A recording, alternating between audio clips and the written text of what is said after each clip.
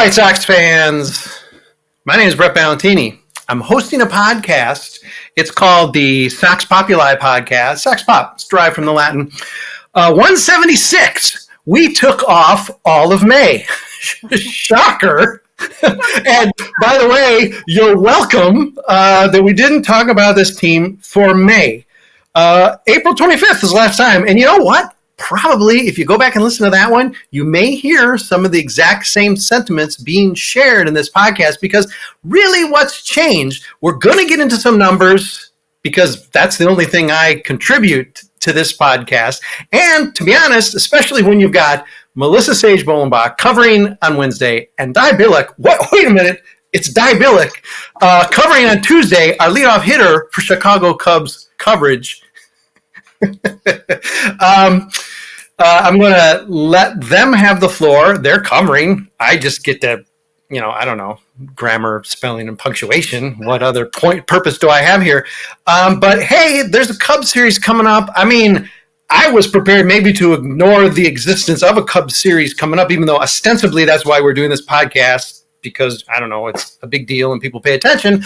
But I'm going to take the question Di was prepping Melissa for before we hit record. So on behalf of Di Billick, Melissa, I'd like to know how you're feeling going into this series against the Cubs. The Cubs are lousy. The White Sox are something, I don't even have the adjective, but it's certainly far south of lousy. But with that spoiler alert, how are you feeling heading into it, especially given the fact that we do have in your household, as we visited a year ago, split interests. So what's going on there in the household and prepping for this 2-game series? Yeah, it's like a suck fest, right? It's the really bad White Sox and the really bad Cubs. And so, but it's to me, it's always still super fun because we are a split household. So it's me totally, cheering for the White Sox, even though I find it really hard lately to cheer for them in any sort of capacity. And then Sean pulling for the Cubs, and then our son Sage, who he's much more of a White Sox fan than he's a Cubs fan, but he does keep track of the Cubs and watch the Cubs too. He's like that. I don't know. He's a poor kid. He's a sadist. Just say it. Yeah. Super glutton for punishment, I guess. So it'll be fun. We'll all be around the TV and we'll be screaming and yelling and giving each other tons of shit. So at least it's fun. And I have not had much fun in baseball. Well, that's probably until the Cubs come out with a 6-0 lead after 2 innings. So I can interpret this answer for you, Melissa. So allow me to do that for our viewers and listeners and readers. Sage, understandably, has a soft spot for his father. Feels a little bad because of whatever injury that occurred to his father to make him a Cubs fan in the first place. You can understand this. He's got a soft spot. He loves his father. It's like, okay, I'll, 3 servings of the good stuff, which isn't really the good stuff as we know these days, and then take some medicine too. So it's understandable where he's at. My heart goes out to him. That's a dilemma that no child should face. And let's face it, Melissa, we know it's not really a dilemma. He's sort of, it's a little bit of play acting with the Cubs thing, but all right. I trumped. I gave birth. Yes, he's sitting on the Sox side of the couch for sure. So, hey, Di Billick, you're leading off our coverage as all of you who are listening, reading, whatever it is you're doing with South Side Sox are familiar. Di is back to her familiar Tuesdays. We had sporadic coverage from her last year, which was awful, and I was the worst for it. And let's face it, all of you, you were the worst for it. But back on Tuesdays, as is obvious in her work, devotes a good amount of Tuesday to put together content that really none of us can do, and she's doing it. So thank you for that, Di. But also, hey, it's what you've been waiting for all year. Are you excited about the Crosstown game? All right. So first of all, let me just expand on what you just said. First of all, I really do dedicate an entire Tuesday to ideas, which is, it's so weird, but this year has been so fun because they give me so much material But at this point, like we're in June. I almost said we're in May, and we're not. We're in June. And it's like we're creeping up to All-Star break, and it's starting to get not funny. Starting to get shit. But no, it's not starting to get. It's been it's been shit. But like now, I'm like with tomorrow, I'm already so excited. So I've been trying to avoid the White Sox, and I've been failing miserably. I'm like, I'm not gonna watch them. I'm not gonna put myself through this. And then that's of course the thing that I do is I turn it on, and like it's a disease. It's a disease. But I am looking forward to tomorrow. I am because I get to shit talk in myriad ways. I don't know which way I'm gonna take yet. Yeah. Here's the thing, though: the Cubs are so terrible too. It's a shit off. How many errors will the teams get? Truly, like I don't know how I feel. Yeah. I don't like being in the position of like the troll fan, but I mean the turntables have turned rather quickly here because just I don't know a couple of years ago the White Sox were the team that the Cubs are gunning for. The roles are reversed.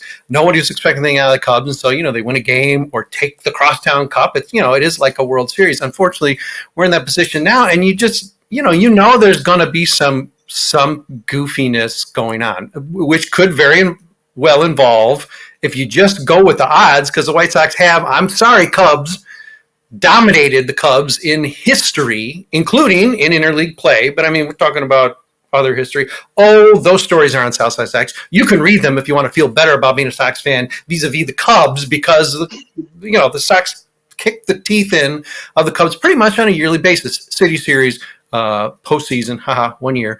And, of course, just even more recently. If you're watching among the hordes, the thousands of viewers on YouTube, if you're watching, you can see some of the product of Dai's creative flow right here in the background, because let's see, to my right, at least, we have the flaming...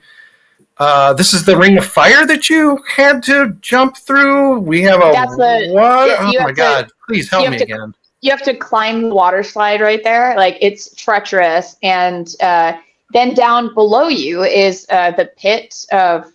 It wasn't a pit of goo, but it was close. Mm-hmm. And then to my right, camera right, is the flames that they have to jump through, and then the rock wall.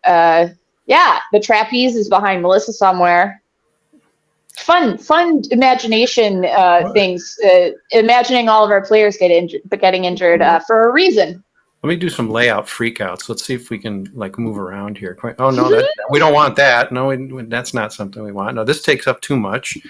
No. I have no layout options to show off more of Dai Billick's creative work. This was lead art for us. I mean, if you want to know how the seasons are going, the season has been going for the White Sox. And if you're listening to this, I'm pretty sure you know how the season's been going. Well, Dai's lead art about 3 weeks ago-ish. I don't know. I just liked the Andrew Benintendi getting hit with tomatoes myself. And of course, I liked... as I told you, Dai, I liked the players playing inside the hamster balls. I just think that would be fun to watch. And the White Sox they wouldn't hit any worse if they had to hit out of a hamster ball. So, there's a lot of creative solutions that we can suggest to actually entertain us through baseball season of the worst season of all time that we have ever lived through as Sox fans. But you know what? I have a weirdly optimistic brain in that. Okay, I hate. Obviously, I hate Jerry. I don't even care about spreading goodness and light. Fuck that guy, honestly. But the news about the network today blew my dick off, and I could not believe that he actually appear. I mean, it's a serious selfish move, and he's playing chess. He's playing chess. He's playing financial chess. He's a capitalist. That's what he cares about. But it's actually kind of cool. What do you think about that? Well, I don't know. I don't know what to think about it. What you know what I'm trying to do? I'm going to try to go back to my old home in Vernon Hills, Illinois, and look in the attic and see if that little black box that my father bought so we could pirate Sports Vision games way back when. I'm going to see if that maybe still works. So that's what I'm concerned with when it comes to this. Melissa, your thoughts about this interesting, this breaking news. Ryan has a story. I haven't gotten to it to put it up, but it's going to be somewhere on the grid around this podcast that you can read and sort of catch up on what's going on with it. Not a ton of details yet, other than it's going to be just a Sox, Blackhawks, Bulls dedicated network. Who knows what form it will take, what cost it will be, how you can get it, but there was even some whisper like you could get it just free over the air, which is quite a throwback. Get your rabbit ears back out. Melissa, you fired up about it not being on NBC anymore, or what are the thoughts? I mean, I guess I'll believe it when I see it. I mean, didn't Marquis kind of promise all this stuff to Cubs fans in the beginning? So we're going to be free and everybody's going to be able to watch and it's going to be so great. And I mean, the Sox are great at that. Oh, it's going to be so wonderful. They love gaslighting us. So I won't actually believe that I'll be able to watch them without having to pay some stupid subscription service, some kind of buku bucks, until I actually can click the button to watch, and it's not going to cost me a fortune to do so. So call me the pessimist here, but that's me. I'm the glass half empty person. So we can balance out dies, trying to be optimistic. All right.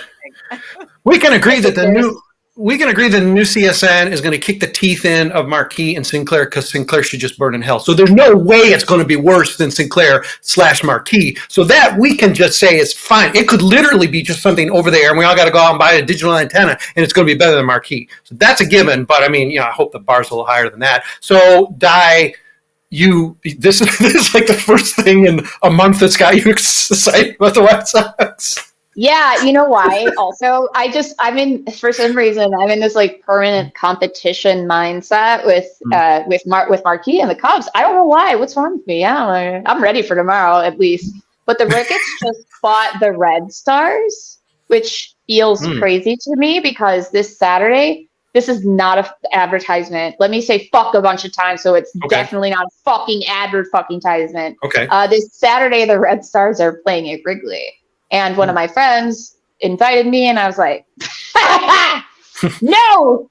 Are you going to pay me money? You want me to pay money to go there? No. No. Anyway, I think that it's such a business to Reinsdorf as well, but at least it's a smart move, capitalizing on the nationwide thing, that was really good for the Cubs to be on WGN for so long. That's why they had all those stupid ass, fair weather ass baseball, not caring fans who come and puke on my car when I park on Clark.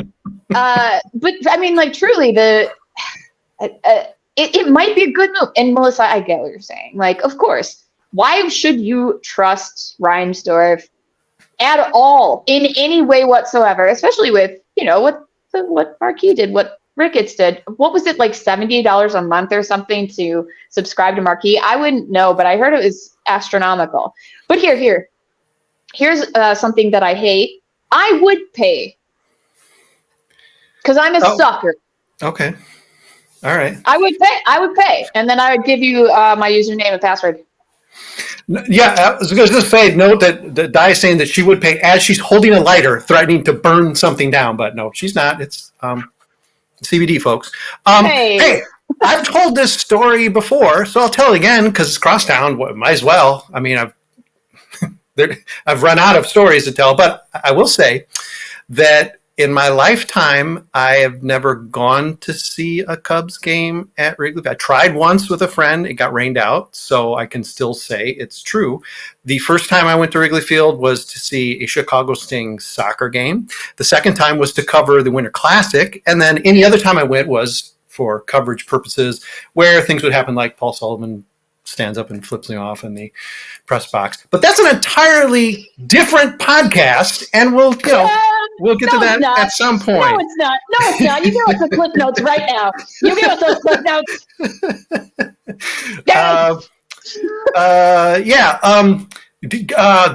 Matt Garza? Matt Garza was throwing a no-hitter against the White Sox, like for 4 innings or something, and the ump was squeezing him or something, and all of the Cubs writers were getting up in arms about it. And these were, tweeting, whatever. I mean, these are people who are covering the game. I'm not sure you're supposed to be like, darn it, my team's not going to get a no. I mean, you're a reporter. You're right? not. Yeah, you're not. And of course, also, and this is not a call out. I love him, but whatever. The White Sox have 2 beat writers who are Cubs fans. One of them's Scott Merkin. He's a Cubs fan, and he was sort of tweeted that way. And I was giving him, like through Twitter. I was giving him trouble, like simmer down. I don't even remember what it was. I'm sure it was cute. Oh wow, I want someone I got to work with 162 games a year. Want to stab me in the neck? No, I do not want that. But apparently, I don't know. Apparently, Paul was all ears, and I guess he thought I was dissing him. I was in the back. Yeah, as you could. For those of you not watching, I'm pointing backwards now. For help in the story. I was sitting in the back. How did you see the finger? Well, he's in the front of the. I mean, it's stadium seating. He stood up and said, "Hey, Ballantini." No, so, he yeah, did not. Oh, yes, he did. Oh, yes, he did. Yes, he did. Yes. What did you do? Do you want me to egg his house? No, I'm sure. I will find his address and egg his house for you. Sometimes you're your own worst enemy. And even though sometimes being your own worst enemy gets you a great gig for 40 years and lets you head writers associations and so forth, and lets you pick on people like me, but hey, Paul Sullivan's got to be Paul Sullivan. Well, here's the thing. If Paul's house is egged, it wasn't. She says, holding a lighter. Okay. Let's talk about, though we've done it Cubs skewed, but let's talk about vibe check. All right. It's not good vibes. And Jackie Crestel is not here, but it's not good vibes. But what I want to ask specifically, and while Di plots her mischief, I'll go to Melissa first. Vibe check in terms of we all knew, the 3 of us are all White Sox fans, even though right now you can't exactly use that as validation for IQ. Traditionally, that proves we're smart people. So we know going in, this was going to be a horrendous mess. Some gently predicted, 93 losses. Some, like myself, were predicting record number of losses. And so far, that's proving to be true. Doesn't make me any smarter, just means I've been a fan of the team longer, is probably all that means. Point being, we knew this was going to be bad. Now, third of the season in, compared to what you were anticipating, better, worse, anything surprising in where you're sitting now and where they're at now? Because they are not pretending. They had a little moment there where they sort of were pretending they might just be regular bad. And now, of course, in the last 2 weeks, they've just flung themselves right back into record horrifying, record-breaking, earth-shattering bad. So, Melissa, I know you could not have imagined being right here, right now, but is there surprise, disgust, dismay? Vibe check, please. Yeah. So I knew they were going to be not good. I mean, just with everything they did in the offseason, nothing to me was like, hey, we've done this to be better than we were last year. So I knew they were going to be a little bit worse. I did not know it was going to be this much worse. I mean, it's almost unwatchable, honestly. I mean, you watch a couple of innings and I mean, it is kind of like watching the train wreck where you're like, what crazy thing is going to happen? Mm-hmm. Do I keep watching it or do I, play a game on my phone while I'm watching it? I mean, it's between. So I will say the one thing that has surprised me is that you and I talked and we said that the pitching was going to be better than the hitting. So we were right on that. But I think the pitching has been surprisingly better than I thought it would be. I thought it would be better than the hitting, but it's not only better than the hitting. There's actually parts of it that are pretty good. I mean, I think Yeah. I've seen some things that have ranked them in the top 10 in the league in different pitching things. So to me, that is surprising in a good way, but surprised in a bad way at truly how awful it is. I mean, the whole, like, I thought defense, maybe we would also be a little bit better because we did have some good pitchers. Oh my gosh. Wrong. Yeah. Yeah. It's not to take the air out of what Melissa just said, but vibe check here. The offense is historically bad, so that can change. But we're a third of the season in now. This is a negative WAR offensive team. It's happened in baseball before. It's never happened with the White Sox. It's not come close to happening for the White Sox. So they're going to have to do a lot of work in the latter 2/3 of the season, even just to get back to maybe not breaking a record. In that sense, I suppose. Routine coverage. You've been forced to be tethered to the team to whatever degree. Oh, you had this thing in spring training where it was like, oh, hey, look, no Tuesday game. So maybe you even let yourself think, wow, maybe this is going to somehow be like easier. Oh, it's not so bad. But then, bam, week to week to week, you've got Tuesday coverage and you've got a win or two. So it's not like, you're not winless, but compared to, and I also want to bring in where, because the ultimate vibe check is Pops. So how is he playing into this, and how is he perhaps affecting, improving, or maybe more likely making the mood worse when it comes to your approach to the White Sox? What you thought before opening day, and now, what's changed or where you at? All right, I got a lot to add to this. Okay. First, let's cover my dad. I hang out with my dad a lot. I tried to get, because we are just like, it's so negative. Like, we always watch White Sox games usually together, and then we text each other on the phone quite often. He is just like so done. And he sometimes I'll just get a random, I'll be doing something. I usually have like 3 auditions a week. So I'm like doing that and writing. And I always feel really busy, but I always try to have the TV on, and it always finds the White Sox. I don't know what's wrong with my brain, but it just does. I want to feel like I know exactly what's going on at all times while still avoiding things for the most part, which is a really weird, contradictory thing. Anyway, I just tried to get him to agree to come over every week to watch Hard Knocks with me before the Bears preseason games. That's currently where we are, as we're already talking about football. Oh, all right. That's where we are. As far as the other stuff, I love Tuesdays. I think it's really fun to make fun of the team that I love, because I can pick out which parts I want to rip on, and there's so much to rip on. As far as the surprises for me this year, the lineup shifting is insane to me. How many guys are getting fucking sent down and called up like it's a revolving door? If anyone expects any consistency out of any of our lineups, that is the opposite. That is just counterintuitive to how you get there, and that surprises me that hasn't been more under fire. I know it's been under fire, but that is huge. Like, if you talk to professional players, they'll tell you that they're spot in the lineup and they're consistent. Like, it's like training a dog, dude. It's like if you have a puppy and you take him out at the same time every single day, that fucker will be so trained. And it is we are simply animals. I'm reducing our entire species, not just baseball players, to animals, and we are creatures of habit, and we thrive in habitual spaces. And I feel like when someone is randomly moved down to the 9th spot because Grifol didn't like someone disagreeing with him, that's petty as fuck. How do you get any more petty than that? That is so unprofessional. That surprises me that he is not under more fire for that. The other thing is, I was not shocked by the injuries. Not shocked by the injuries. I called them. The team as a whole is way worse than I thought they would be.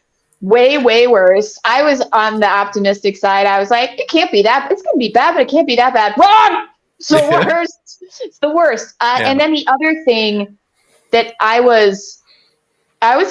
said this in one of my preseason coverages, and I think I brought this up once before because I'm like on my high horse now. I was like, Garrett Crochet is going to be a starting pitcher for us. And I got shit for that. People were like, what are you talking about, lady? And I was like, that's right. That's right. I'm the fucking lady. But, you know, I was right. Not only was I right, this guy from out of nowhere, now he's our fucking ace because he had Tommy John surgery. You know, Di, I've spoken to many of our readers, and that voice, they all actually sound like that. That's uncanny that you got that. Thank you. I am a lady actor. Okay. Yeah. Honestly, I want credit for that. I'm just kidding. I don't. No one saw it coming. I mean, some people saw it coming, but like I saw it coming. Listen, who the fuck else is going to be our starting pitcher? That's true. That's the only argument you could have made. Of course, a pedigree, first round pick. Of course, But I mean, there's nothing that said a guy who had never been, but for like 5 starts at Tennessee, he wasn't a starter in high school.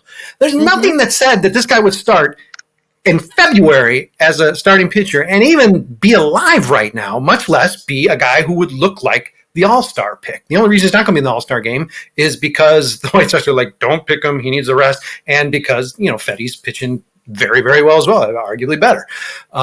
So yes, you nailed that pick, full credit, no doubt about that. And any trouble given, okay, direct apologies, P.O. Box, Vox, whatever. Send them. I will pass them on to you, Di. Okay, Di recommending, if we can only be so lucky to just put the entire lineup in their crates. If only. No, I mean, I think piggybacking, before we go to our break, piggybacking off of what you said, Di, and that is the way particularly the young players, and this is something that's happened from the start with Grifol, the way, and frankly, La Russa did it too, jerking around the young players. I mean, it's not like, okay, Lenin Sosa could be a major leaguer, so let's just not touch him. Let's not look at him. Let's not say anything to him. Don't point. No, of course not. But the idea that Grifol has so inconsistently dealt with his players and tended to be extremely harsh on younger players. In fact, often players White Sox actually have some real investment in, like Oscar Colas would be the first to come to mind. Is again, you don't say, oh well, they're a prospect, so don't touch them. Let them play for 100 games and bat fifth every. Of course not. But the fact that he's done so contrary to that, I mean, that's dereliction of duty, and you're undermining a front office that's saying, well, we're not saying rebuild, but I mean, this is where it's at. It's like you don't want him managing when Brian Ramos comes up. You definitely don't want him managing when Colson Montgomery comes up. Or when any of those pitchers come up, he's going to do something to murder all of those players. And I mean, none of us wants to see that. Brian Ramos has got like the most effervescent baseball spirit ever. And he is going to be under a dark cloud with like 3 more weeks of service time under Grifol. So it has to end quickly. I'll cut both of you off because I'm sure you both want to tell me how wrong or whatever I am. We're going to take a break because we're going to go right into Grifol and continue this wonderful discussion about a manager who should never have been a manager in the first place, and why is he still, given that he's 70 games below 500, 1 season and a third into his managing career. That is like mathematically impossible, but apparently it is because that's what the numbers say. We're going to take a quick break, back with Di Billick, Melissa Sage-Bollenbach, and myself. We're talking more stuff, and we may not stop. This might be hearkening back to my college DJ days. This might just be an all-nighter podcast, but you do have to listen to some messages brought to you by the Fans First Sports Network. Good stuff. Listen to it and buy it. Slap Chop. I'm guessing it's going to be Slap Chop. Buy it. That thing is great. We'll be back in a minute or two, I promise. White Sox fans, my name is Brett Ballantini. I'm so lucky to be hosting this podcast. It's number 176.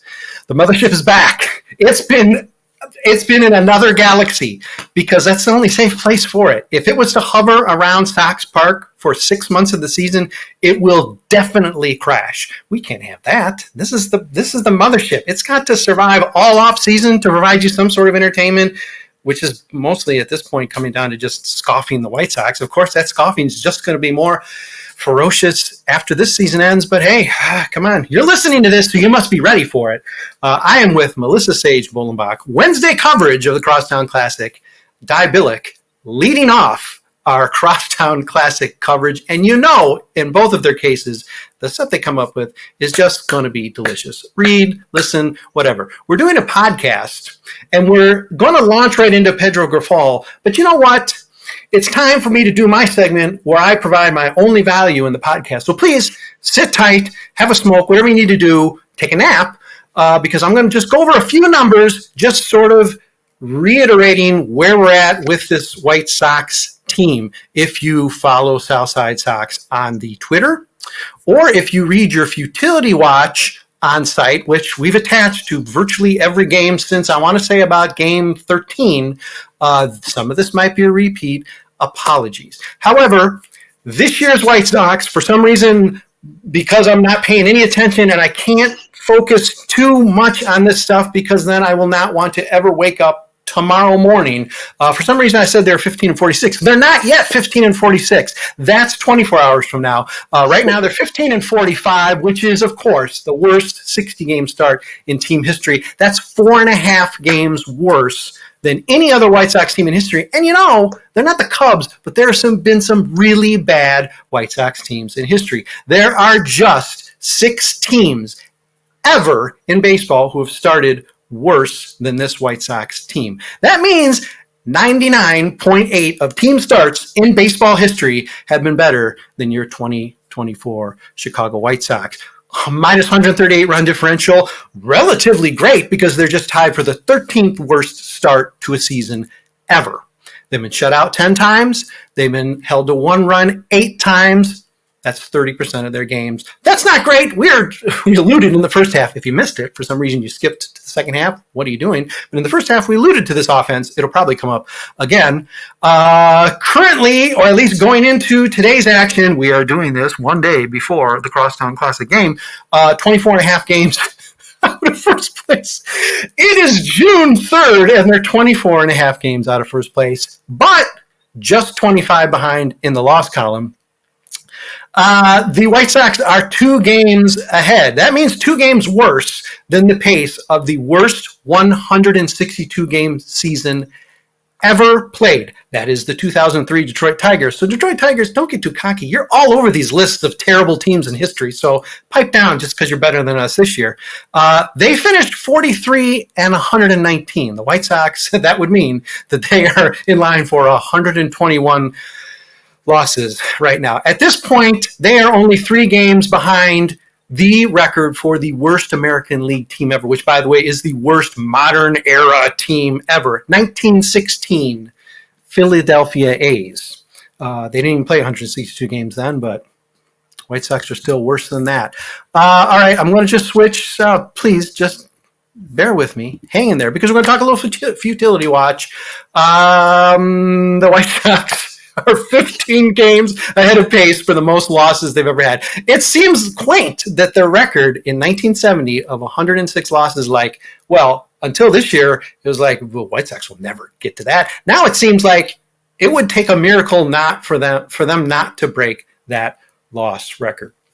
They're a putrid team. I didn't need to cite all those stats to tell you that, but I did it anyway, and you can't have that time back now. We're going to launch right now into a little talk about Pedro Grifol. He's a guy who shouldn't have been hired in the first place. I think we can all agree with that. But let's do a little time travel here. Before we just get into, oh, he sucks, let's can him. Tell me, both of you, whoever wants to spit it out first, go ahead. Tell me when he was hired, your immediate or initial thought, and what percentage of it was positive or optimistic? We're both like speechless. We're like, really? Do we have to? Of course, had never heard of him, and he really wasn't, because I was the one that was actually doing a lot of like the updates of like the right. manager watch, and like his name was like nowhere to be found until all of a sudden it was somewhere to be found, and so I was just like, I have no clue who this guy is, but he's coming from the Royals, and that's a big no sign for me. So that was my first kind of, okay, this is not a winning franchise. We're talking, that we kept hearing, oh, we're going to recruit somebody from a winning franchise and the history of, success and all this kind of stuff. Well, he didn't have any of that. So I was like not optimistic at all. And I was frustrated and disappointed and all of those things. And then he had his press conference and I got sucked in a little bit. Like I did, I'm going to admit it. I bought in. He seemed to say the right things. He seemed to be a likable guy. Like he's close to his family. And I really loved that, and he had them all around them. And, he worked his way up. And so I kind of got a little more optimistic, like, okay, he's got something to prove. Right.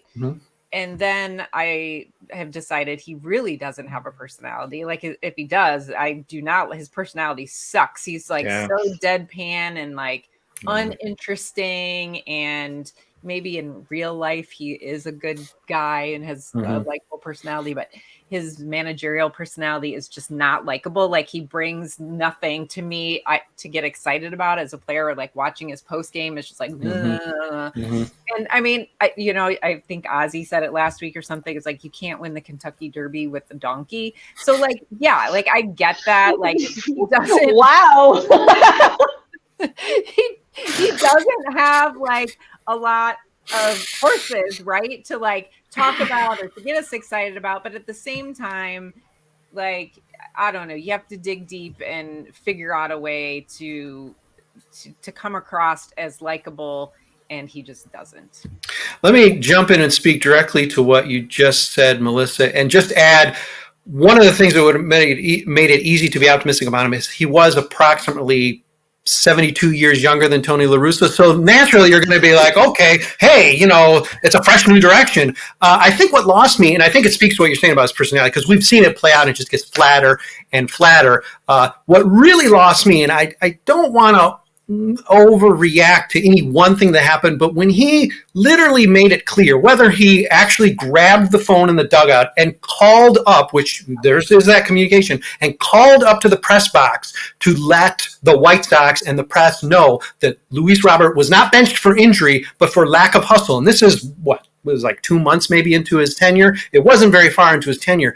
Whether he literally did that, however he did it, he made it clear that was what was going on, which actually maybe didn't even turn out to be true. Right there, that made me think, wait, this is the one player you have, and this is how you're going to treat him, and this is the way you're going to do it. And this just it's a sort of a random thing to be ticked about, but that was the first thing that made me say, well, I wasn't feeling great about it in the first place. It's the Royals, for God's sake. The Royals had a managerial opening. He didn't even interview. That's a pretty big flag there. But that one really started rubbing me like, who even does this? This is even on your mind to do. We should not have the information. This wasn't post-game. This was in the game we found that out. If it was post-game and there was like a he said, she said, and Luis said he was hurt, and Pedro said, yeah, I didn't know he was hurt. That stuff happens all the time. This is in the game we get the news. It's like, what? You're supposed to be managing the game. We're angry at Tony for falling asleep. Why is this guy on the phone chatting with Bob Bedtaller or Scott Reifert? What's going on? Anyway, sorry. No. Now I have to interrupt. Okay. This is like a person who teaches 6th grade at a Catholic school, but they hate Catholicism, and their worst student does something just slightly wrong, and they in the pettiest way possible call out what they did wrong to the entire class in an attempt to humiliate. So it's not even passive aggressive, but it has such a passive aggressive vibe. It's just aggressive, first of all. Secondly, you're airing out and calling out a person like who you like you said, our star player, our only chance at offense that's consistent. You're doing that. That's the hill you want to die on. And exactly. that's not holding Luis Robert Jr.'s lack of hustle up. He's not holding him accountable. What it does is it ruins your rapport, and that's the only thing that could make you a good manager. Is your rapport with your people. What? And then you keep trotting out Martin Maldonado and keep like, oh my gosh, he's such a, like it's so asinine to me. And like the Luis thing was quickly followed by the Oscar Colas thing. I mean, it just, he doesn't have the clubhouse, and he's never going to have the clubhouse. And what you said earlier, Brett, we do not need him here when and if ever we get this new slew of, you know, the guys who are killing it in Birmingham. We do not need him to be overseeing these guys. Just no way. That Tony La Russa has a legitimate claim, because apparently, like, he and Yermin like patched up or something. Apparently he was less than it seemed that any of us would have assumed. He was less unpopular than we would have assumed. I'm sure he was still quite unpopular. The idea that he probably has an argument to have a better rapport with the clubhouse than Pedro Grifol, who was hired to have the rapport. He's bilingual. He's hired to have the rapport. He's been a coach. He's recently played. He's from Miami. He's going to like train with Moncada. He's going to wear rompers with Moncada. Whatever it is, he's like done none of it. And it's extraordinary. Even the Colas stuff, it's like, okay, really bad strategy here, but okay, he's a rookie. This is some weird tough love thrown under the bus thing. And, you know, listen, Oscar probably hasn't done himself any favors. He hasn't done some of this performative eyewash stuff to show like, hey, it's the majors, it's important to me, or whatever. Listen, there could be fault on his side. The idea that Robert's the guy you're going to go after, coming off a debatable like MVP season. You already know, if you have any rapport with him, you know he wants to keep playing. You know he's going to try to like play hurt or whatever that means, even though they say don't do that. And next year, Eloy's going to predict that you and Johan and he are going to all play 150 games. Don't do that. But just ill-equipped to handle this. Di, I don't want to move on if you have more thoughts on this manager. Because do I? Do I? Okay, so no, not to do. Put that in you. I remember when Pedro Grifol came on. I remember going, man, I feel so bad for A's fans. And I just remember that feeling. And now we are 10 tiers below where the A's fans were when Grifol came on. And I just remember, I felt like let's say this is how I felt. In first grade, you read 12 books so that you can get your fucking Book It Pizza Hut thing. Oh my God, there's nothing better than a Book It Pizza Hut. And then we got to go to freaking Long John Silver's. That's how I felt. Like, it could be worse. That's the weirdest analogy I've maybe ever come up with. But I felt ripped off, even though I didn't feel like the White Sox were entitled to a good manager, because, I mean, the whole La Russa thing, just the whole way everything went down, and then still like never any accountability. I feel like they didn't deserve their Book It Pizza Hut. I feel like they deserved their fucking stale Long John Silver's. I'm trying to encapsulate the feeling. It was just, I felt ripped off, but I was like, we don't deserve a good one anyway. So do you know what I mean? I was like, oh, he's kind of part of one of the winning Royals teams, at least. Like, you know what I mean? Like, he had some part in that, I guess. Yeah, he has a ring. He has a ring. I mean, I was battling mentally with that. That's kind of the conclusion I came to, which is, yeah, you could do something, but I just felt so let down. Why can't you give us a name who, like, it just was very clear that the moves were made to not win. Mm-hmm. Why can't you give us a real? I mean, literally, this was the first search they'd done since they hired Ozzie, which is embarrassing enough. But even this search was a half-assed search. They did actually talk to more than one person. It wasn't like Paul Konerko to be like a player manager, so, okay, it qualified as a search. It was still a half-ass search. I mean, forget who they ended up with, throw that out. It was still somewhat of a half-ass search. So even their best search was still extremely weak. Di, I want to, believe it or not, I want to throw out a tidbit. It's not going to involve Paul Sullivan flipping me off, but I do want to give you an anecdote tied to the Pizza Hut booklet. Okay, this is a true story. Yes. In fourth grade, the summer before fourth grade, our school in Little Highwood, Illinois, did a program where you read books and you do reports on them, and you got like money. And then at the end of the year, you're going to be able to, or at some point in the year, you're going to be able to like buy things. My teacher at the beloved Oak Terrace School in Highwood, Illinois, wrote to all of these, celebrities, right? There was like Olivia Newton-John autographed album. Let me date myself. Autographed picture. Tim Weigel. There's the Tim Weigel, the sportscaster autograph. But there was actually like a ton of stuff got responded. And it was a silent auction. So naturally, I bid on a Bill Veeck autograph. Bill Veeck's autograph was, I don't have it any longer. I can't remember it exactly, but I do recall it reading something like, both as a baseball operator, and then in parentheses, he puts Chicago White Sox, and as an author, Veeck is in rec, as if, we would know that. I guess I was in fourth grade. I didn't, I applaud your program, Bill Veeck. And, of course, I used my money. I mean, of course, again, I'm a White Sox fan. That means very high IQ person, right? I mean, I ran up like $10,000 in this fake book report money. So I just was going bonkers. This was like Wheel of Fortune on double speed or CBD or whatever. But yes, I had money to burn. And yes, that was one of the things I got. Sort of long-winded, stupid anecdote, but I just had to play off of the Pizza Hut coupons, because I actually got like a tangible White Sox gift from, all this performative. I love those anecdotes. And, I feel like you got the pizza and you didn't get the Pedro Grifol. You got the pizza. You got the pizza. No, that was yeah. It's so absurd that we're talking about, like we're crafting these analogies to describe the bad feelings we felt.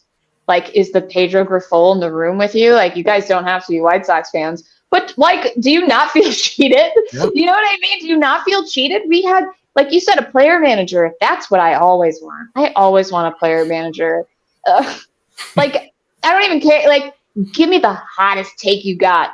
The person I hate the most as a White Sox player in the history of the White Sox players. There was a couple of them. I think Jose Valentin maybe, but whatever. Hot take. I know. The arrogant dudes. Like, it's me with arrogant dudes. But even him, I would be like, fuck yeah, Jose Valentin. Yeah. I fucking hate you. You're going to do so well. Right. Like, truly. Ugh. Yeah. No. Yeah. Wait, who's your dream? You've never told me this. Who's your dream manager? Oh, well, we did a podcast where we predicted the manager, and I went way off the board. I won't say this is the guy, but I will tell you who I picked before they picked Pedro, and it was Tadahito Iguchi. He's managing Japan, and I said, bring Tadahito back. Everyone loves him. Everyone loves Iguchi. Everyone has always loved Iguchi. There was a time, though, Di, seriously, if you ask me now, and time has tarnished this a bit. There was a time for sure, and Melissa's going to love this, for sure I would have said Carlton Fish could be our manager.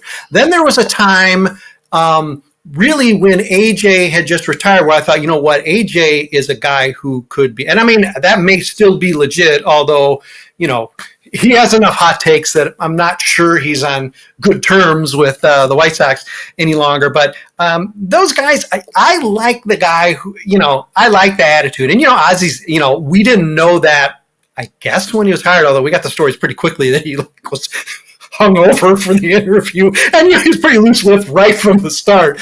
But, I mean, I think as a player, he was a rascal, but not like this guy was just like, maybe was going to like brawl on the field or whatever. And the Fisks and between them being the catchers and being such smart. I mean, AJ to me was like anything it takes to win. And it's like when in doubt, I don't mind having a guy who's going to put his thumb on that type of scale to be like, listen, we got to steal a win. We'll steal a win. We'll feel bad about it later. But I like that fighting spirit. And in a world of Jerry Manuels and Robin Venturas, and it's like, fine, we've had a lot of guys who are like, wow, Gene Lamont was a choice. I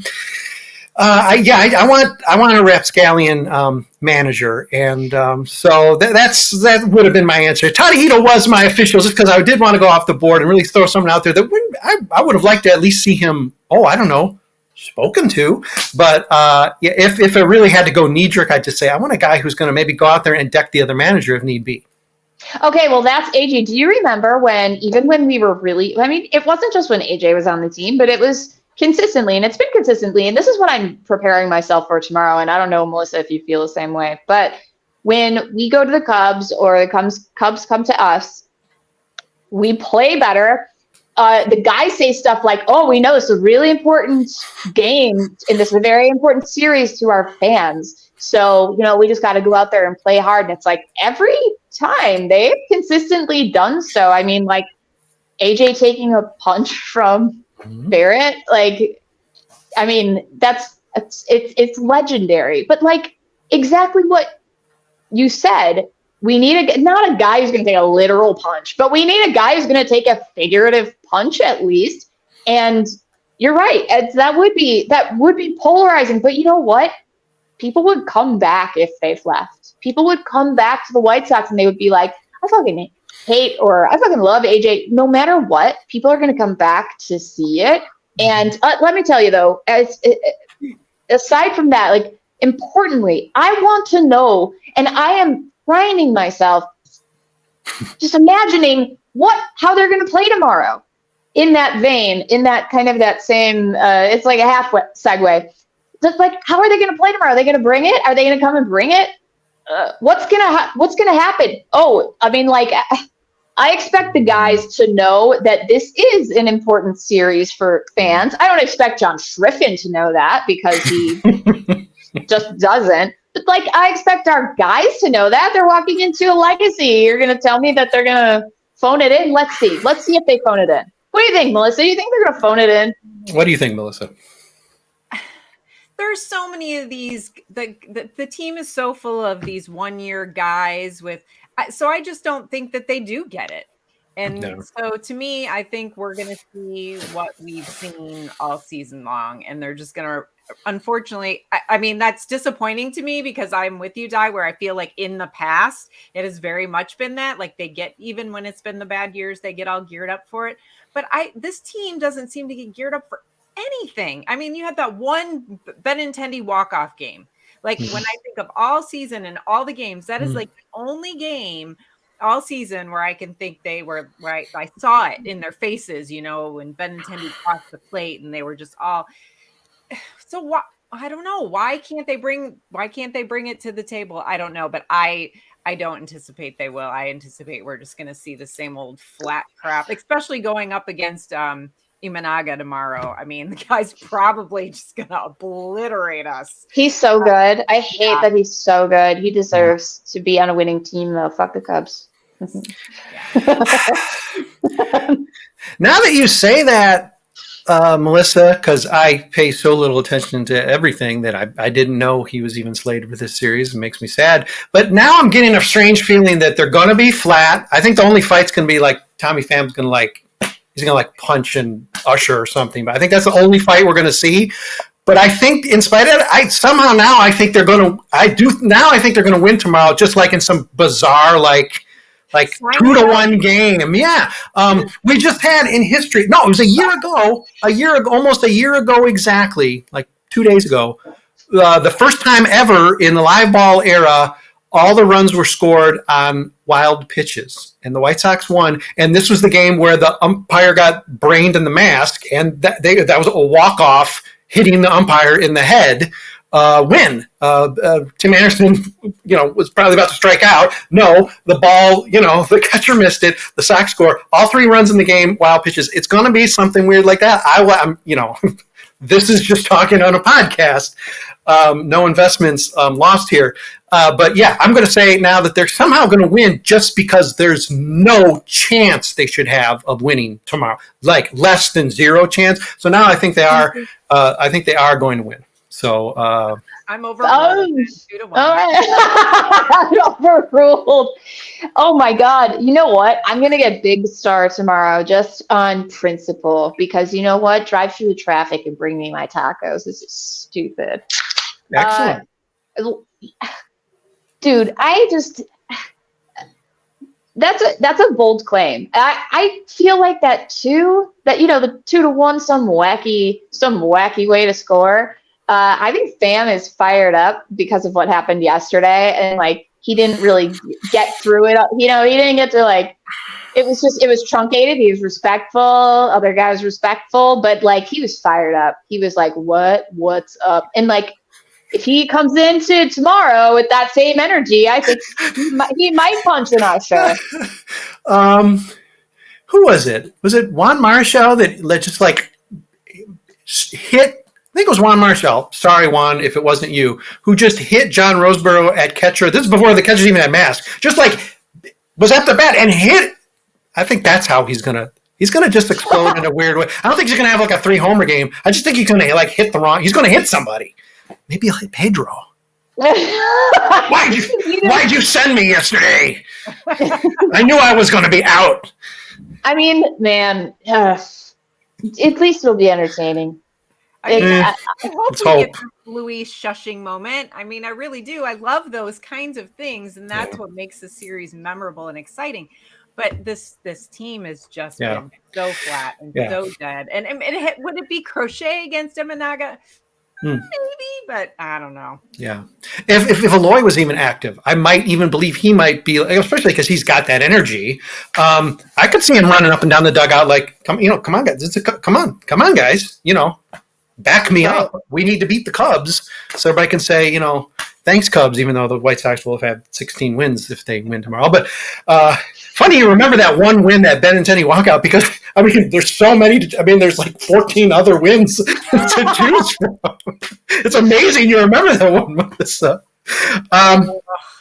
One thing I think I've asked maybe our last podcast on the mothership back on April 25th, I think I asked this as well, because a lot of the topic here said with a lot more vim, vigor, and zest in this podcast, but a lot of sentiment was still there because we could see, it's not the end of the tunnel. It is a train. We knew that a month ago. We know it now. And it's just going to be getting closer in another month when we have our next 177 podcast. But asked it then. I'll ask it again. I want to know something. It just doesn't have to be positive. It can be negative. What is something you want to see happen between now and the end of the year? It could be minors. It could be firings. It could be, I don't know. It could be anything. Or maybe what do you, or alternately, what do you expect to see happening? Is this team going to bounce back and not become record-breakingly bad? Because it still seems like, even though I'm literally doing a futility watch every game, so I'm really embroiled in it, it still seems like we're talking about another team. It still seems like this is not real, so it can still change. The plot of the movie is going to twist, and everything's going to turn around. With every day, I'm thinking that less and less, but there's still part of it that says, this isn't really, we're too close to it. I think I'm too close to it to think this is actually going to be in the record books, and I'm going to have to live this down as a Sox fan for the rest of my life. But to you two, what do you see happening, or what do you want to see happening from here? I'll take this one first. I started fantasizing about Pedro being fired 2 months ago. And I'm just sending that energy into the universe. I know that sounds woo as fuck. And do I believe it? No. But still, we have to do our parts. Do I believe it'll happen? No. No, he's probably cheap. That's probably the reason why he's working in the way that he's working. And that's why he doesn't give a fuck. Like, great job, Pedro. You bring absolutely nothing. Like Melissa said earlier, so boring, so flat, no personality. Yeah, really fire our guys up. Anyway, speaking of firing, really, I'm a broken record. I'm a broken record. I want everyone to be fired. I don't care. That's what I'm bringing. I'm bringing the fervor that I want him to be fired. Will it happen? No, of course not. No, of course it won't. Because no one wants to spend money. Yeah. Let's jump on that a second, Melissa, before you throw something out or Di, you throw more out. What would it take for Pedro to be fired? I mean, really, what? I mean, the answer could be nothing. Absolutely, nothing. DUI, punch a fan. There could be nothing. But I mean, what would it take? What is the minimum it would take for him to be fired, if that's even possible? Because, as Di says, cheap. Everybody's getting busted for gambling on baseball. Can we accidentally? Here's the slip, Pedro. Interesting. He seems very distracted in his post games. He seems to be looking at the screen and the crawl. Why can you make a plant there? Come on. Yeah. Oh boy. What would it take? Well, let's see. Considering we have the Nameless Wonder, who I have been so lucky to avoid this entire, I have a horseshoe up my ass. I have avoided that the entire time. Yes. If that person can be on the White Sox and people in the organization and on the team can defend him, then what would it take to fire Pedro? To have Pedro be fired? Yeah. More than spitting tobacco in an infant's face. That's for sure. Yeah. That's sorry true. to bring that up, but I mean, that it's important to point out that the bar, which has never really been the case before. I don't know. Very recently, I want to say the Tony hiring sort of unleashed now this new lawlessness or amorality in the front office. Not that sports teams are moral, but the White Sox are yanking. But they can be. Yeah, they can be. The bar's in hell, like you said. They can be. They can be if they want to be. There's no invisible hands holding the shoulders of the organization and being like, you have to suck. You have to suck. Hire things to hire people that everyone hates who's controversial. No. Yeah. I mean, case in point, Di, when Chris Getz at the time, farm director, whatever he was, player personnel, addressed Omar Vizquel no longer being manager, he didn't just say, different directions, did a good job for us. All those things are legit. Of course, he knows what's going on. He knows well enough what's going on. He knows the reason why he's not manager any longer. In addition to perhaps time to move on. No, he actually said positive things. You don't need to do that. You don't need to say anything. The guy's just not a manager anymore. You can choose not to even answer the question. I don't think anybody's going to think there's some strange conspiracy theory against Omar Vizquel if you don't comment on why he's no longer in the organization. And yet Chris Getz made the choice, just like he's made the choice in addressing a redacted starter, and of course bringing him back for another season, to say,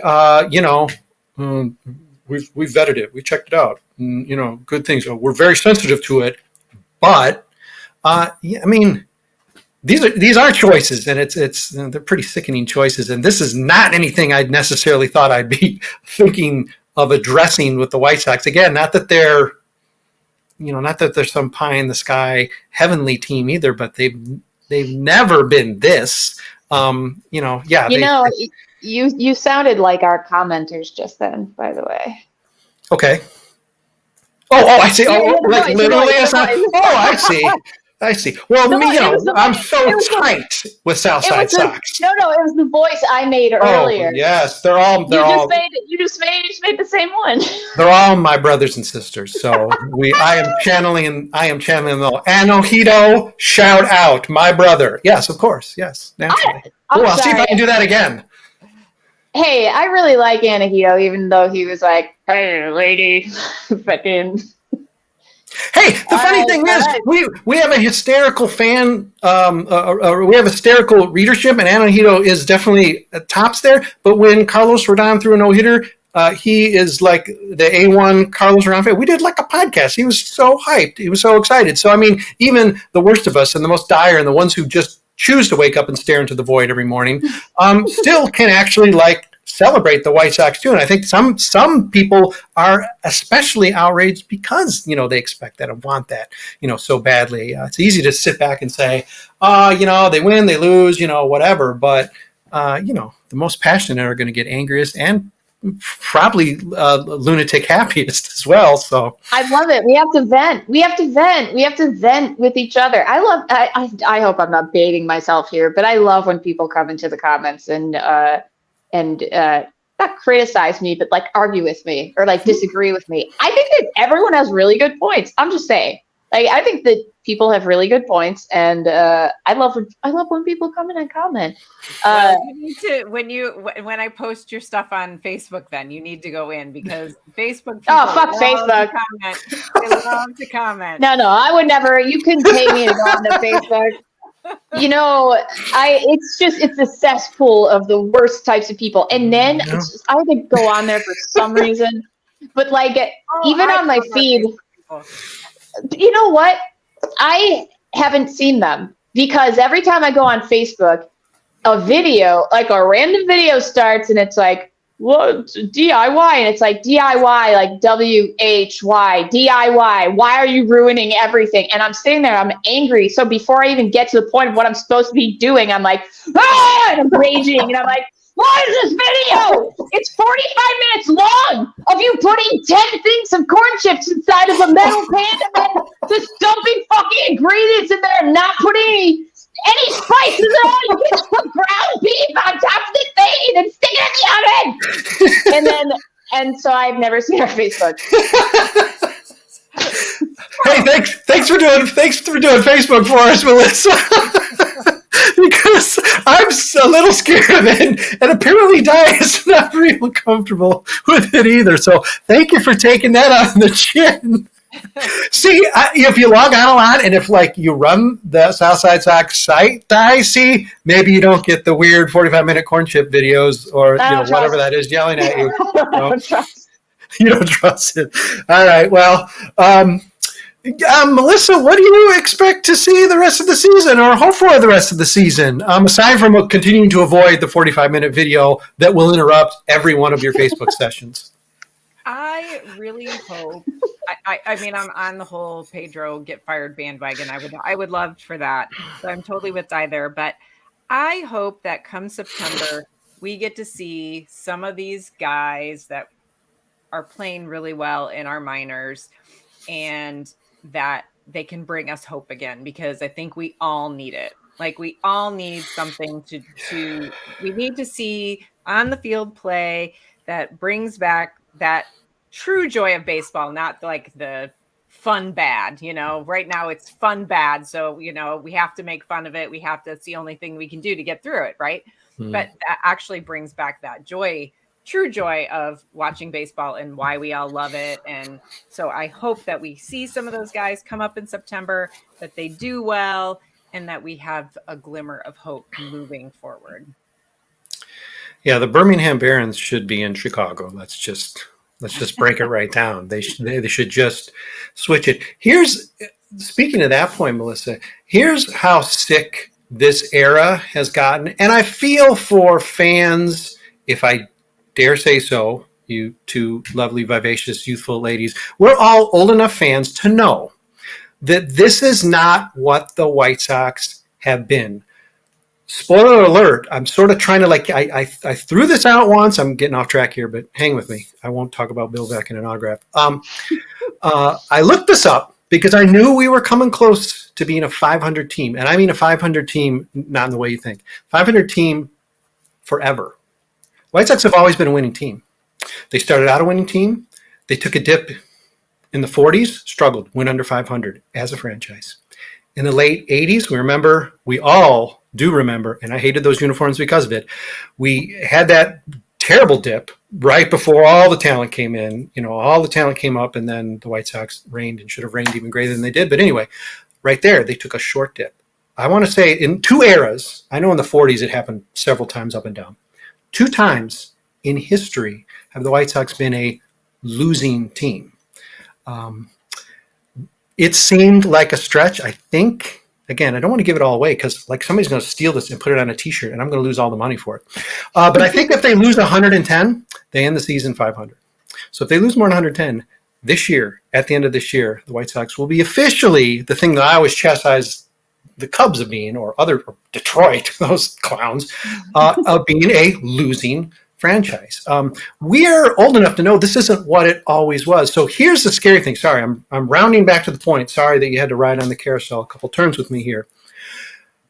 When I think about this youth that Melissa, I mean, that's a great thing to cite because it's got to be. And really from all the talent imported, not necessarily drafted, a little bit imported, it really does seem like it's a wave that sort of can't be stopped. But here's where I'm at with this team. I'm thinking, okay, how many guys are clicking for this not to get screwed up?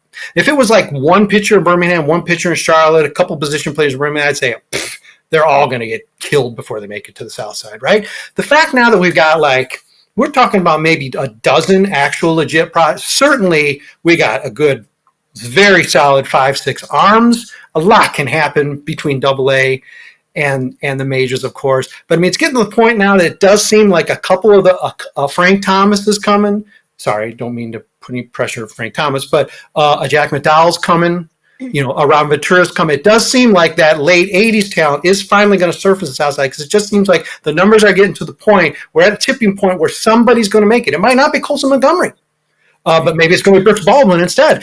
Now we're starting to layer where there might actually be talent and that impact that you're hoping to see. But I'm still at a point where I'm like, all right, I can list 15 guys. Now wait, this guy could get injured. This guy could just disappear. They might trade this guy. I mean, I'm still at the point. I'm almost figuring a way to talk myself out of any kind of bounty coming up, just because it's like, how long has it been since a guy has done that? I mean, we had Chris Sale, sort of doesn't count because he came up immediately. He definitely counts, but I mean, there wasn't any process of coming up. He was here. It's almost like Frank Thomas, Maglio Ordonez, maybe. I mean, there's been so few guys who come up and hit it and become stars that we haven't imported. Maybe heard Luis Robert certainly counts, but I mean, not exactly that same process. I suppose it is some form of trauma or naysaying or being a 45-year fan or whatever to say something's still not going to go right. And if it all comes to fruition in September and they avoid those 110 losses because, Colson Montgomery goes bananas in August and September, wonderful. Then the new era, possible new era, might actually be here. It's hard for me to think it can happen, even though with every time we're doing a minor league update, it's like, wow, hold on. There's like two playoff teams in the minors right now.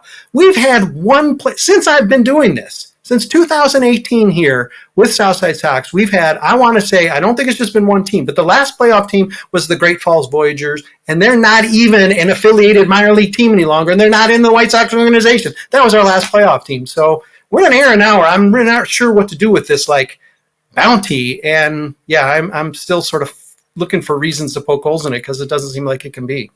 But you should be skeptical because all of the boneheaded moves have compounded and congealed into one absolute traumatized, like Brett trauma mass. And you have to deal with this every day and somehow try to make sense of it. But you can't reason with an unreasonable organization. So that is your reaction. You are you can't reason, you're trying to convince yourself because you know that none of it makes any sense. And yet, look, a sunny, effervescent, youthful face. They have not ground me down. It's been 7 years, and they have not done it.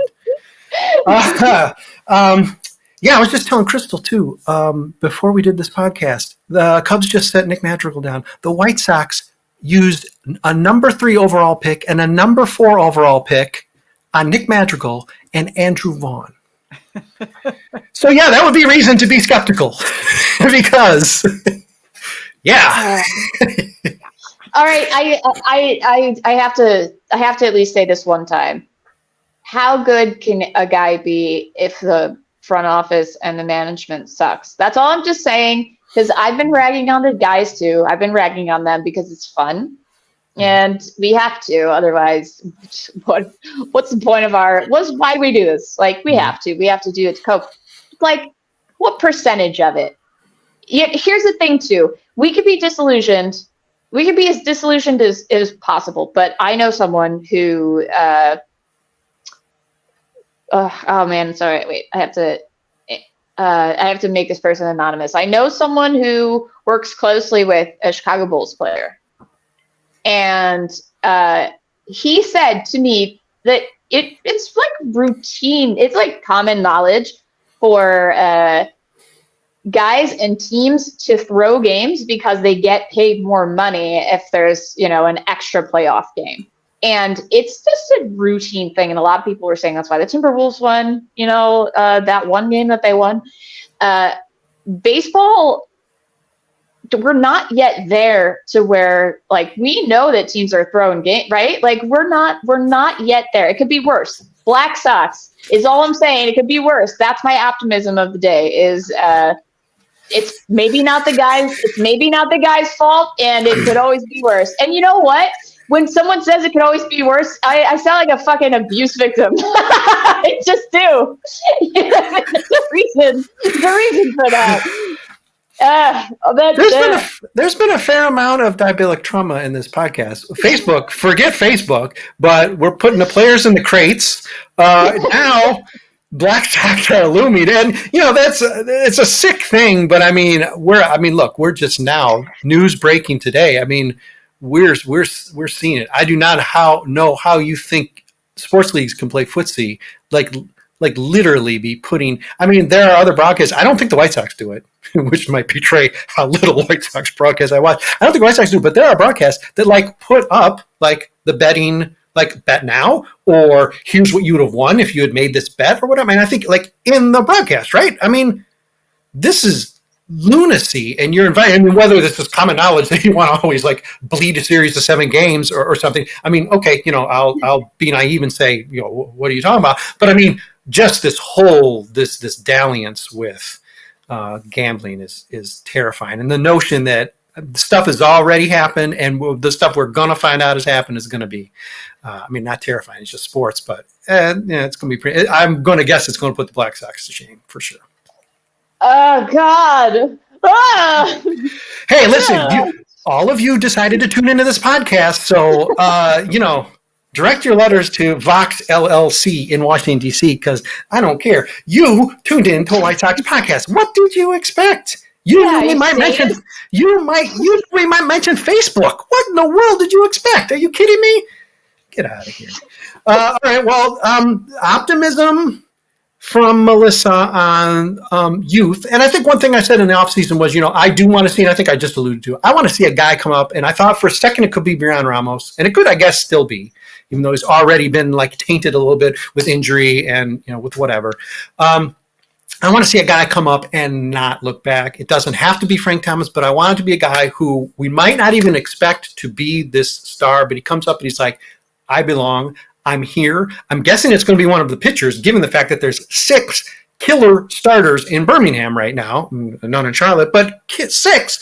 So I'm going to guess somebody's going to come up and just be like, you know what? I decided to be Greg Maddux, and we're going to have Greg Maddux. I mean, it doesn't seem to ever happen to the White Sox. Chris Sale accepted, sorry. And of course, Chris, you more than made up for it with your knife skills. But, I just want that guy to come up. So that's really secretly embedded in what Melissa said of just, hey, I want to see a sunrise before the end of the season. I'd like to see within that just the guy who's like, you know what?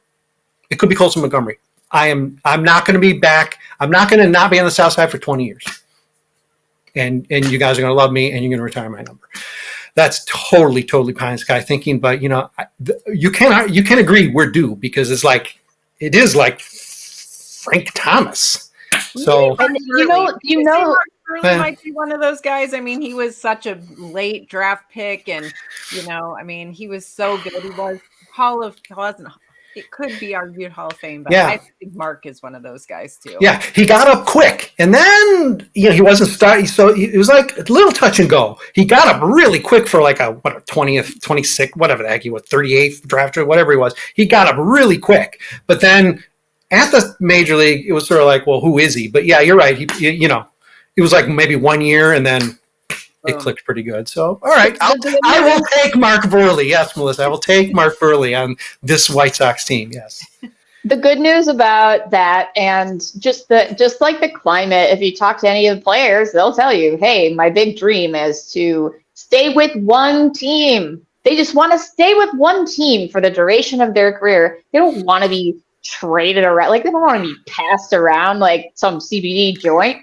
They want to be in one place. They want to have the opportunity to have a fan base love them. They want to put roots down, and they want to feel secure. It sucks to move around, but that's what they want. And we have a lot of good guys coming up. Hopefully they won't be sold out to the highest bidder. And whatever. But I mean, when you think about it, Di, cash considerations are pretty tempting. I mean, they're always out there, and sometimes you just got to pull the trigger because it's cash considerations. Yeah, and I hear those betting numbers are good. Yeah. There's a 50-point spread on it. Yeah. If there's one thing the 90-year-old double billionaire needs, it's more cash considerations. So if he can't get himself a new ballpark paid for, get him some cash considerations. Capitalist owner woes. We love you, Jerry. We know you're listening. We love you. No, we don't. But I mean, it is funny. Fuck you, Jerry. It is funny. There's a time that I think we all may have, but I certainly still defended Jerry Reinsdorf. I mean, not recently, but come on. Championships, the flags fly forever, whatever. You could say, well, he didn't draft Michael Jordan. Fine. But okay, credit due for that. But totally. How in the world do you unravel that sort of 7-title goodwill? That's like humanly impossible, and we're here. I guess all you have to do is have people shot in the stadium and have the investigation disappear for people to start saying, hey, you know what? Maybe he doesn't have our best interests at heart. Well, hey, at least they have their own network now. Maybe. Oh, look at that. Ellipses. When you end a podcast on such an ellipses Di, that means you have to come back. Sorry. Those are the rules. Sorry. Ah, shit. Yeah. So stay tuned. A month from now, Sox Populi podcast. It's the Mothership 177, starring Di. I probably won't even appear. Di will just die, and her CBD, and Melissa, and maybe Crystal Schulbert, somebody, Dante for the cussing factor, and I'll watch. And I'll type comments. You can do live. I'll type comments and try to trip you all up. Or I'll add trivia that will have no pertinence whatsoever for the discussion, because that is one of my levels of expertise. Di Billick, what a treat to see you. Melissa Sage-Bollenbach, what a treat to have you back. I'm used to you, so I can't, sorry. It's not such a treat, but great to see you. Great to see you back.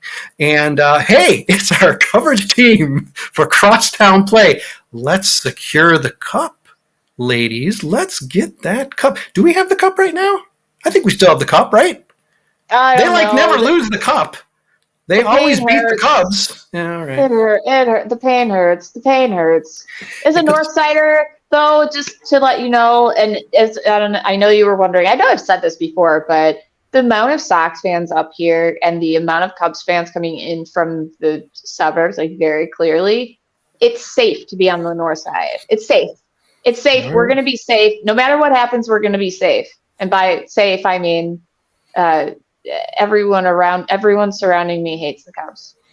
Yes. And you will have to accept with some joviality mocking over having 15 wins at the beginning of June. That is part of the deal. I mean, Di's there, she got to take it. Melissa's there, she got to take it. I got to take it. I mean, this is our team. What can we do? If the Cubs lose to the White Sox, we can we don't have to rip on the White Sox for being bad. if the Cubs rip on the White Sox, it's like, hey, losers, you just lost to the worst team in baseball. Mm-hmm. You suck so bad. Yeah, but but we just lost it, and you're just no loser. What's up? Yeah.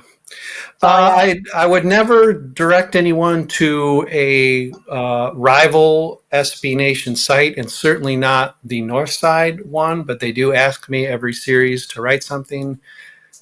It usually involves something not having to do with the White Sox because it's a lot more entertaining to write that way. This time I gave to Al an apology to Cubs fans that the 2024 season was canceled. What a shame it is that they're not going to get to see the playoff run that they were due. And of course, then I just listed all the things that might happen, like signing an abuser, et cetera, that might have happened if the season was played. But I decided this time around to just turn it into a fantasy that this season has never happened. And you know what? By the time we do podcast, let's count 3 more. By the end of the season, podcast 180, maybe we will just decide that this was just a bad dream. We'll St. Elsewhere it or Newhart show it, and we'll just decide to wake up and say, wow, Tony La Russa was named manager? And, not that that's the point we want to restart, but...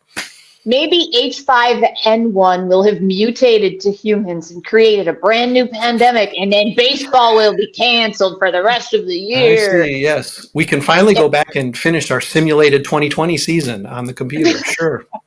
No, I mean like all baseball ends just until next year when we get a new manager and some good prospects come on up. Yeah. Don't you want a pandemic? Don't you want it?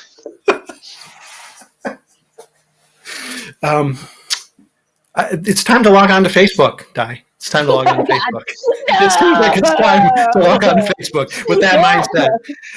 Okay, well, Di, you are obligated with the ellipses, so see you next time. Melissa, you'll probably show up anyhow because you're such a good sport and you decide to listen to me far too much. You should. I'm Brett Ballantini. Why did you listen to me for an hour plus on a podcast? Well, it's your fault. You decided to hit play. We'll be back at some point. I can't promise again in June, but let's say at least by July, we will have another podcast. We've got a ton of other ones. Come on. Crystal keeps doing pretty much every series preview. We're doing a weekly farm podcast. Ladies' Night coming up next week. Not sure exactly where Soxy Chicks went, but, if it's around, it'll resurface. The White Sox are playing the Red Sox soon, so if they don't do a podcast for that series, I'm not sure when they will ever do another one. So Soxy Chicks, I'm sure, coming up sometime soon, too. So we got podcasts. Just, don't hold your breath for the mothership. I mean, this is taxing. We have to talk about Facebook. This is taxing. I had to smoke. And look, Melissa got a little sunburn just listening to this podcast. All right. Well, we are going to wind up. Thank you, everyone, for listening, reading. Please tune in to coverage from Di Billick on Tuesday, Melissa Sage-Bollenbach on Wednesday. I believe Ryan is doing a Bird App podcast, Bird App, whatever they call it, recap. Because it's a Cubs series, there's probably going to be some weird trash talk or rabble-rousing going on, or Tom Fan's he's going to punch an usher. So we're going to probably want to get some tweet coverage on our site, too, as well. So there's going to be a lot of Crosstown stuff, even though all of us are secretly very frightened as to what the outcome is going to be. We'll see how it turns out. No matter what, Di's going to make it entertaining. Melissa promises to make it entertaining. So tune in, check it out. Maybe we'll win a game and keep the cup. I don't know. But anyhow, see you in July. Thanks, Di. Thanks, Melissa. And we'll be back, I'm sure, sooner than you're ready for us.